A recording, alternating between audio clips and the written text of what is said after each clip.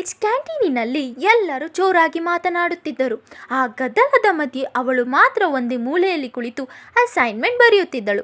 ಅವನು ಪ್ರತಿದಿನ ಅವಳನ್ನು ನೋಡುತ್ತಿದ್ದ, ಆದರೆ ಮಾತನಾಡಲು ಧೈರ್ಯ ಮಾಡುತ್ತಿರಲಿಲ್ಲ. ಒಂದು ದಿನ ಅವಳು ತಪ್ಪಾಗಿ ತನ್ನ ಪೆನ್ನನ್ನು ಕೆಳಗೆ ಬಿಟ್ಟಳು. ಅವನು ಬೇಗನೆ ಓಡಿ ಅದನ್ನು ತೆಗೆದುಕೊಟ್ಟ.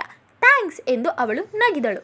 ಅವನಿಗೆ ಆ ಒಂದು ಸ್ಮೈಲ್ ಸಾಕಾಗಿತ್ತು ದಿನಪೂರ್ತಿ ಖುಷಿಯಾಗಿರಲು. ಮುಂದಿನ ದಿನ ಅವನು ಧೈರ್ಯ ಮಾಡಿ ಅವಳ ಪಕ್ಕದಲ್ಲಿ ಕುಳಿತ. ನಿನ್ನ ಹ್ಯಾಂಡ್ ರೈಟಿಂಗ್ ತುಂಬ ಕ್ಯೂಟ್ ಇದೆ ಎಂದ. ಅವಳು ನಕ್ಕಿ, ನಿನ್ನ ಮಾತುಗಳು ಹ್ಯಾಂಡ್ ರೈಟಿಂಗಿಂತ ಕ್ಯೂಟ್ ಇವೆ ಎಂದಳು. ಆ ದಿನದಿಂದ ಇಬ್ಬರು ಒಟ್ಟಿಗೆ ಲಂಚ್, ಕ್ಲಾಸಸ್, ಬಸ್ ರೈಡ್ ಎಲ್ಲವೂ ಶೇರ್ ಮಾಡತೊಡಗಿದರು. ಒಂದು ಸಂಜೆ ಮಳೆ ಬರುತ್ತಿತ್ತು. ಅವಳು ಬಸ್ಸಿಗಾಗಿ ಕಾಯುತ್ತಾ ನಿಂತಿದ್ದಳು. ಅವನು ಅವಳ ಬಳಿ ಬಂದು ತನ್ನ ಬ್ಯಾಗ್ನಿಂದ ಒಂದು ಚಾಕ್ಲೇಟ್ ಎತ್ತಿ ಕೊಡುತ್ತಾನೆ. ಯಾಕೆ ಎಂದು ಅವಳು ಆಶ್ಚರ್ಯದಿಂದ ಕೇಳಿದಳು. ಅವನು ಸಣ್ಣ ನಗು ನಗಿದ. ಯಾರಾದರೂ ನನ್ನ ದಿನವನ್ನು ಸ್ವೀಟ್ ಮಾಡ್ತಾರೆ ಅಂದರೆ ಅವರಿಗೆ ಚಾಕ್ಲೇಟ್ ಕೊಡಬೇಕು ಅನಿಸಿತು.